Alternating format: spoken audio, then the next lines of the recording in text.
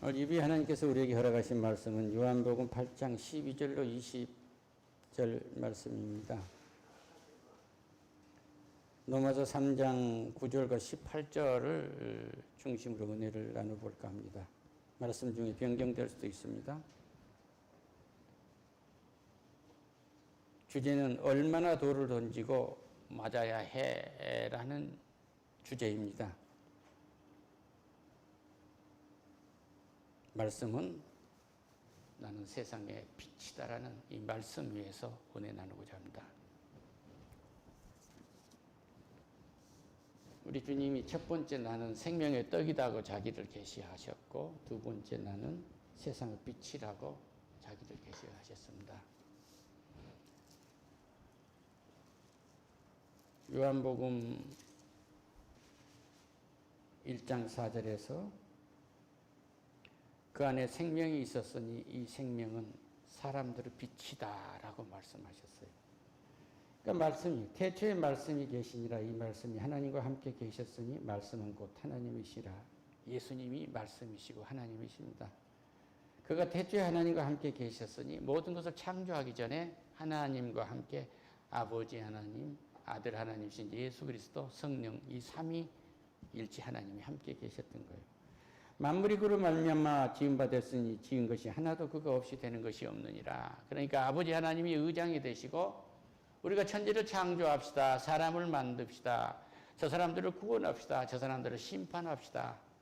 저 사람들을 영원한 생명의 부활에 있게 합시다. 저 사람들을 지옥불에 들어가는 저주의 부활에 있게 합시다 하는 것을 다 결의를 하신 거예요. 그래서 아버지 하나님이 만물을 창조하는 것을 다 아들에게 위임하신 것입니다. 그래서 말미암아 예수님을 통해서 모든 것이 창조되어 있고 모든 역사가 예수님 손에 의해서 주관이 되고 있어요.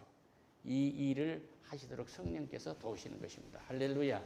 그래서 우리에게 보혜사 성령을 보내셔서 우리를 돕고 계시고 또 내주하시는 성령을 보내셔서 내 마음속에 자리 잡고 계시는 것입니다. 할렐루야. 그래서 그 안에 생명이 있었으니 이 생명은 사람들의 빛이니라. 어둠이 빛에 빛이 되어 어둠이 깨닫지 못하더라. 하나님께로부터 보내심을 받은 사람이 있었으니 그의 이름은 요한이라. 그가 빛에 대해서 증언하는데 모든 사람이 자기로 말미암아 믿게 하려 합니다.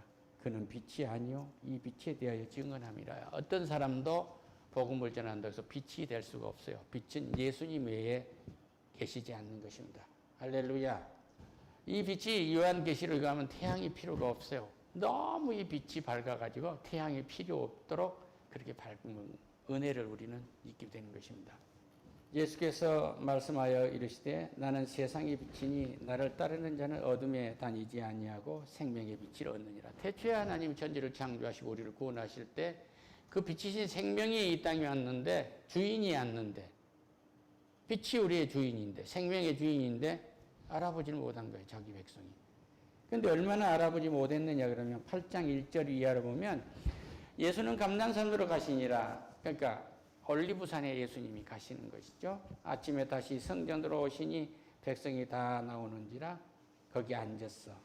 그들을 가르치는데 서기관들과 바리새인들이 음행 중에 잡힌 여자를 끌고 와서 가운데 세웁니다.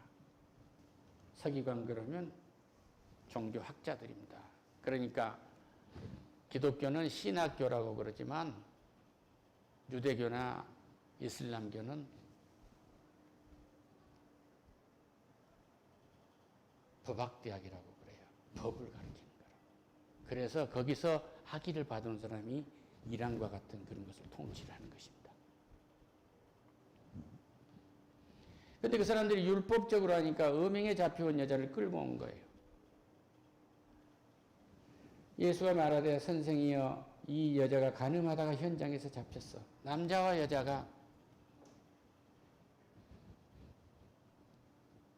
서로 남의 여자, 남의 남자가 간음하다가 이 여자가 잡혀온 거예요. 그럼 남자는 빠꾸 여자만 잡아온 겁니다.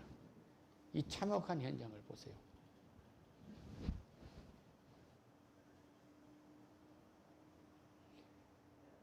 그러니까 현장에서 봤기 때문에 증거도 확실한 거예요. 모세는 율법에 이러한 여자를 돌로 치라 명하였거니와 선생은 어떻게 하시겠습니까? 하고 묻는 거예요. 모세 율법은 돌로 치도록 모세법에 그대로 되어 있어요. 여기까지가 율법입니다. 창세기 3장에 아담과 하가 범죄를 해서 선악과를 따먹지 말라고 했는데 선악과를 따면 그 범죄를 저질렀으므로 우리는 저주를 받았어요. 죄의 종이 된 것입니다. 죄의 종이 돼서 그것이 죄 짓는 면허증이란 말이에요. 예수를 믿지 아니하면 죄 짓는 면허증을 아직 버리지 못한 사람들입니다. 아무리 자기 도덕적인 자기 의지로 해보려고 해도 순간 무너나는 거예요. 조상한테 제사를 지내준다고 그 문제가 해결된 것도 아니고 조상의 본을 받는다고 그 문제가 해결된 것도 아니고 양반 사회를 보면은요 하인을 데리고 사는 것은 말할 필요도 없는 거고 홍길동이라는 사람이 자기 아버지를 아버지라 부르지 못했다고 하잖아요. 본처에서 난 외의 자식들은 제사를 할 때도 마루 밑에 있어야 되고 아버지라 부르지 못하고 머슴으로 살아야 했던 거예요. 종이 되는 것입니다. 율법은 우리는 종으로 만드는 거예요. 죄의 종으로. 그들이 묻기를 맞이하지 아니하니 이에 일어나서 예수님께서 말씀하십니다. 너희 중에 죄 없는 자가 먼저 돌로 치라. 죄 없는 사람 돌로 치세요.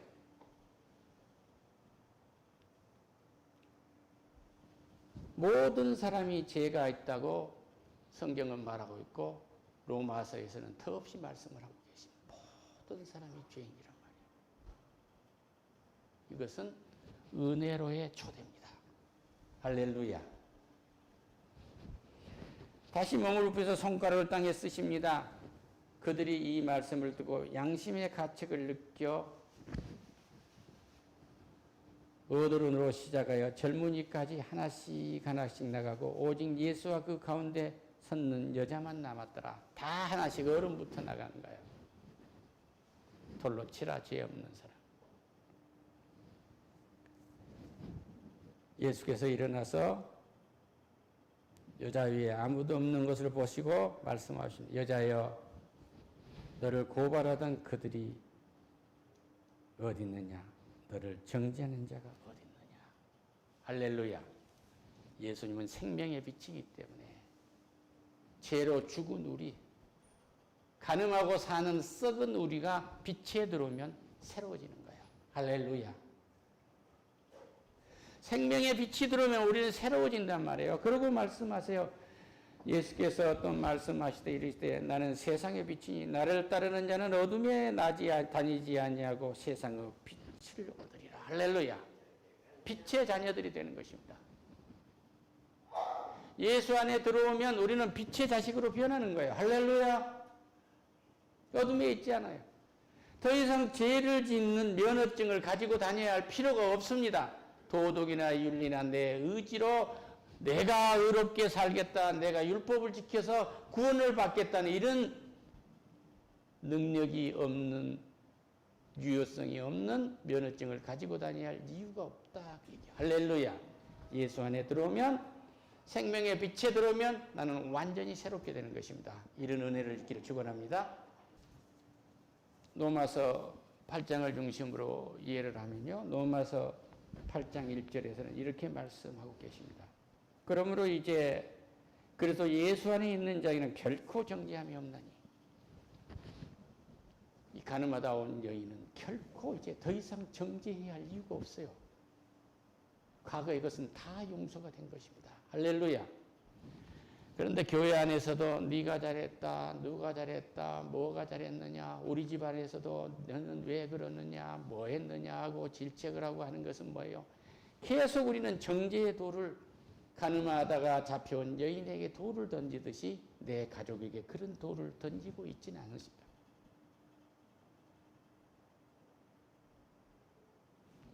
내가 가늠한 여인처럼 내 가족에게 모멸감을 느낀 것만큼 내가 언제까지 그 돌을 맞아야 되는가 이 말이에요. 할렐루야. 사도 바울은 갇혔고 곤장도 맞았고 태장으로도 맞았고 배도 파손했고 강도도 당했고 이렇고 했지만 그가 지치지 않는 건 뭐예요? 더 이상 그 돌을 맞아도 저주를 안 받는 거예요. 나의 약한데 강하고 온전한 하나님의 능력이 머무리라. 할렐루야. 이제 결코 정지함이 없어요. 이는 그리스도 예수 안에 있는 생명의 성령의 법이 죄와 사망의 법에서 나를 해방했습니다. 할렐루야. 나는 더 이상 가늠한 여인처럼 그렇게 남에게 돌을 맞아야 할 이유도 없고 이제 더 이상 내가 남에게 돌을 던져야 할 이유도 없어요. 할렐루야. 모두가 빛의 생명을 받았기 때문에 빛의 사람들이 되는 것입니다. 더 이상 법이 사람들의 윤리와 도덕이 이제 정지해야 할 이유가 없단 말이에요. 다만 염두에 둬야 할 것은 내가 영적으로 죄를 용서받았다고 해도 실정법상의 형량을 용서받은 건 아니에요. 또 내가 세상에 죄를 짓고 감옥에 들어갔다고 할지라도 실형을 받았다고 할지라도 내가 회개를 하면 영적으로는 그 죄를 용서받은 것입니다. 그러나 이 땅에서의 형량은 한시적인 것입니다. 생명이 존재할 때까지지만 생명이 죽으면 죄도 없어지는 거예요. 공소권이 없어집니다. 그렇지만 영적으로 용서받지 못한 것은 영원한 것이기 때문에 우리는 주가 그리스도이고 살아계신 하나님의 아들이신 것을 마음으로 믿고 입으로 시인해서 구원받지 아니하면 우리는 아직도 돌에 맞아야 되고 돌로 쳐야 하는 것입니다. 여기서 해방된 은혜를 입었다는 것에 감사하시기를 축원합니다. 할렐루야. 14절에 무릇 하나님의 영으로 인도함을 받는 사람은 곧 하나님의 아들이라. 너희는 다시 무수하는 종의 영을 받지 아니하고 양자의 영을 받았으므로 우리가 아바 아버지라 하느니라. 쫓겨난 에덴 동산으로 다시 들어왔단 말이에요.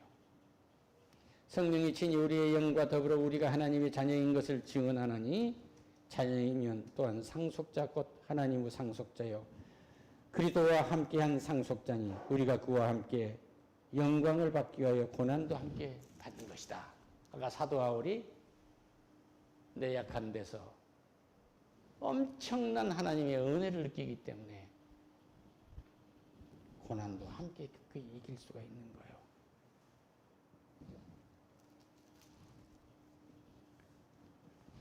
로마서 8장 1절 그러므로 이제 예수 그리스도 안에 있는 자에게는 결코 정죄함이 없다. 그 가늠한 여인의 과거를 주는 더 이상 묻지 않았어요. 어른부터 아이까지 죄 없는 자는 돌로 치라고 했을 때 어른부터 아이들이 다 물러갔습니다. 주와 나만 남는 거예요.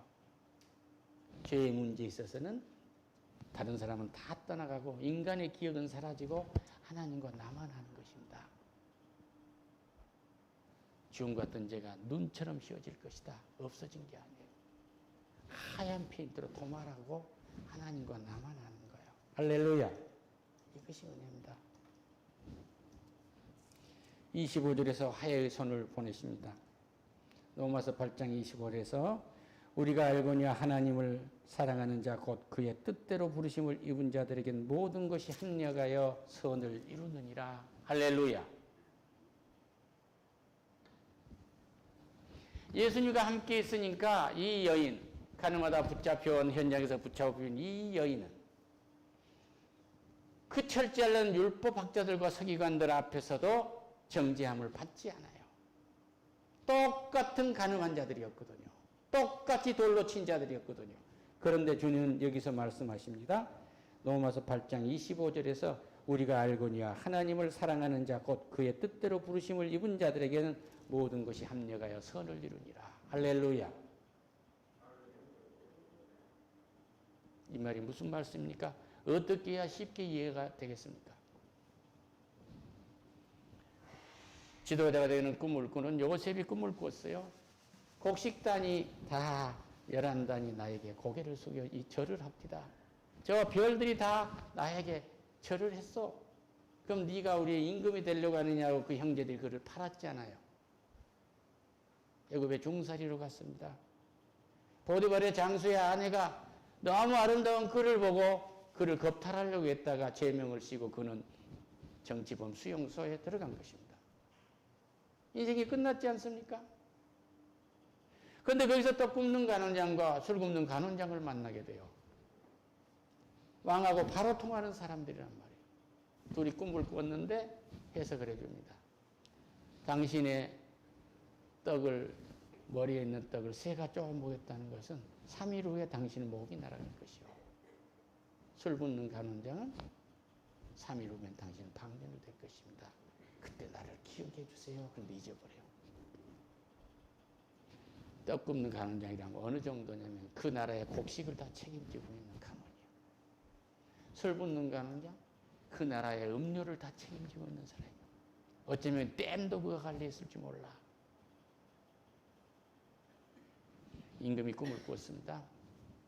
풀이 등등한 소 7마리를 보고 풀이 등등한 항소를 또 7마리를 본 거예요. 빛이 났지.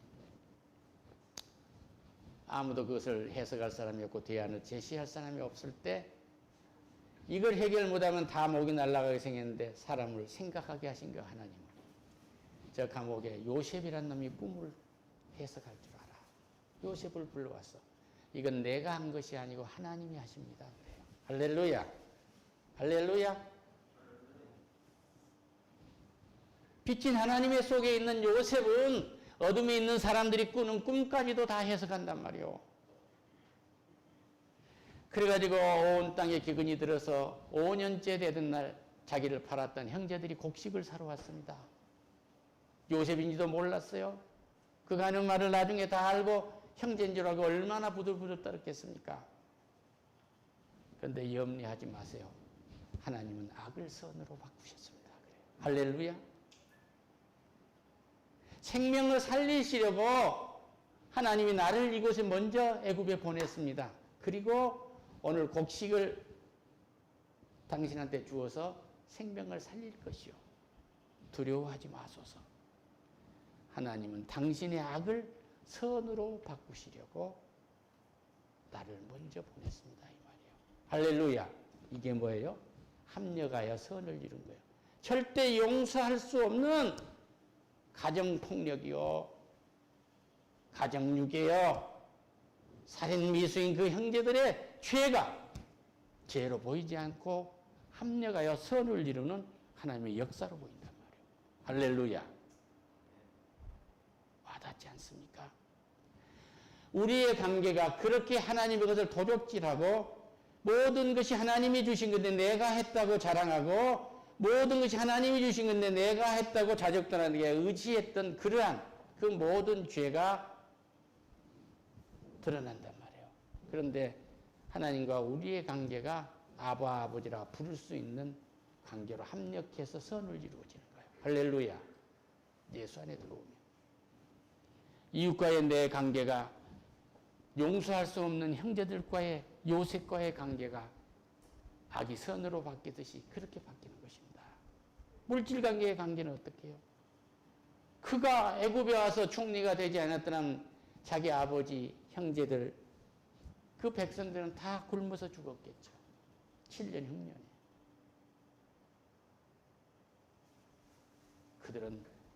그들이 저주했던 원수의 손에서 구원을 받는 것입니다.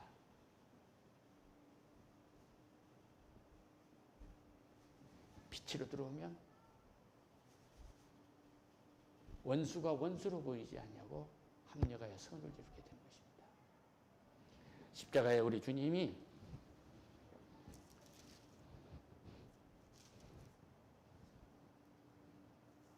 못 박혀 죽으실 때 하나님이 드리는 말씀이 아버지여 이제 나를 영화롭게 하세요. 그래요. 십자가에서 죽음을 영화롭게. 거창한 관을 쓰고 막 이상한 옷을 입고 뭘 흔들어대고 해야 되는데 십자가에 죽으려 하시면서 나를 영화롭게 하세요. 그래요. 할렐루야.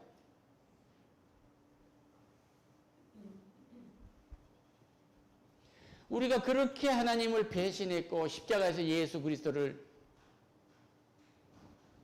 죽게 만들고 죽이라고 했고 죽였지만 주님은 뭐예요? 마지막에 숨을 거두시면서 다 이루었다 그래요. 너희들과 나의 관계가 이제 화해로 이루어졌다 이 말씀입니다.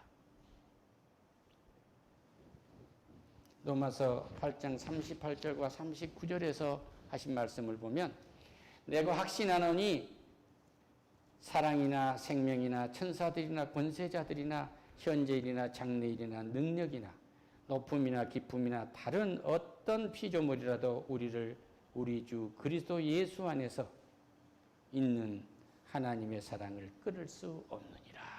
할렐루야.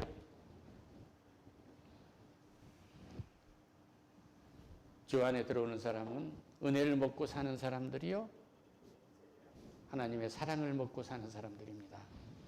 그러니까 우리는 믿음은 확신인데 죽음이 우리를 하나님께서 끊을 수가 없어요. 우리는 죽어도 이 순간 우리 땅을 떠나간다고 해도 천사들이 우리를 붙들려서 하나님 품으로 들어가게 만든 것입니다. 생명도 우리를 끊을 수가 없어요. 예수님 자체가 우리의 생명이요 우리의 힘이기 때문에 우리는 영원한 것입니다.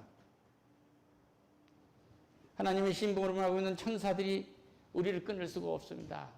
예를 들어서 루시프와 같은 타락한 사탄도 마귀도 귀신도 끊을 수 없다 이 말씀이에요.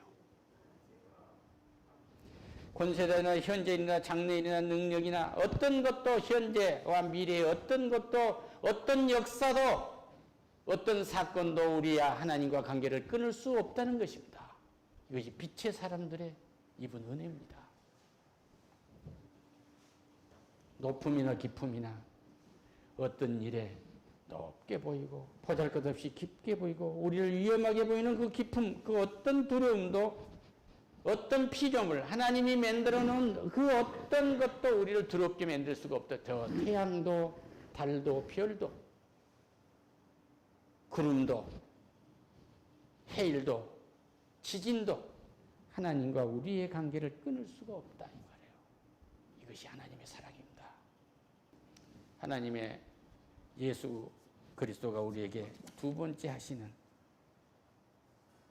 자기 계시에 나는 세상의 빛이니라. 할렐루야. 우리는 다시는 어둠에 있지 않아도 되는 것입니다. 다시는 저주에 있어야 할 이유가 없어요. 결단코 이제 그 어떤 것도 우리를 정죄할 수가 없어요. 내 자신도 내 자신을 정죄할 수가 없습니다. 내가 왜 이렇게 가난한 집에 태어나서 내가 이 시대에 이렇게 어려운 때 태어나가지고 이제 집 갖기는 틀렸구나가 아니라 이제 네가 집이 없다는 건 집을 가질 때야. 하나님이 이렇게 말씀하시는 거예요. 할렐루야. 네가 지은 집에 다른 사람이 와서 살지 않게 하겠고 네가 심은 포도 농장의 그 포도나무를 다른 사람이 와서 먹지 않을 것이다.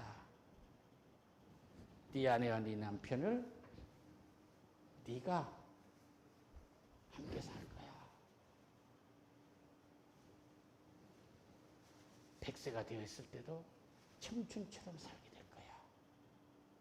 너희들의 수완은 나무의 수완처럼 길 것이다. 이렇게 말씀하신 거예요. 할렐루야.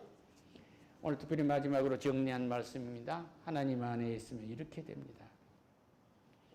오직 여호와를 앙망하는 자는 새 힘을 얻으리니 하나님을 바라보는 사람이 새 힘을 주십니다.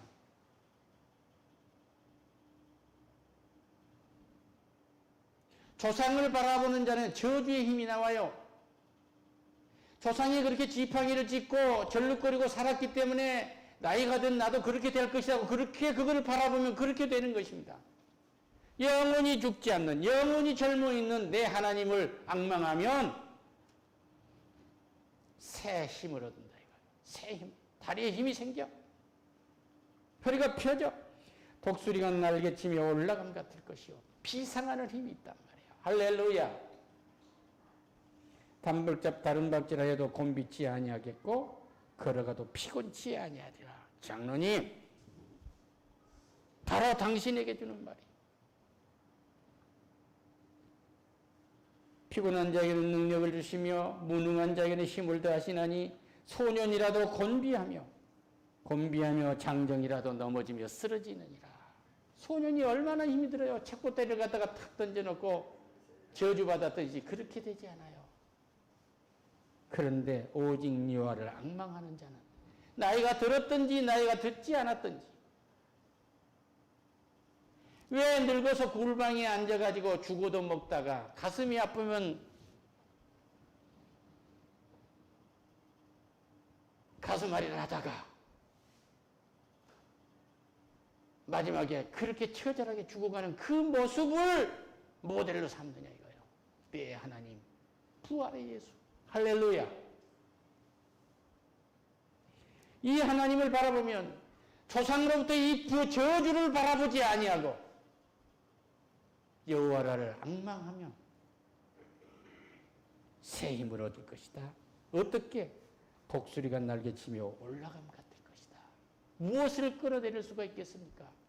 어떤 염려가 그 힘을 끌어낼 수가 있겠느냐 말이에요. 어떤 두려움이 독수리처럼 올라가는 이 비상한 힘을 저지할 수 있겠느냐 이 말이에요. 다른 박질하여도 곤비치 않을 것이다. 달려가도 곤비치 않을 것이다. 늙든지 젊든지 이건 상관이 없다 그거예요. 앞에 말 소년이라도 곤비하며 청년이라도 넘어지지만 나이가 100발이 됐을지라도 달려가도 피곤치 않게 하시겠다는 이 험악한 인생길을 여기 몇백 미터 몇만 보를 걷는 데만 피곤한 것이 아니라 이 험악한 인생길이 끝까지 갈 때 피곤하지 않게 하시겠다는 것입니다.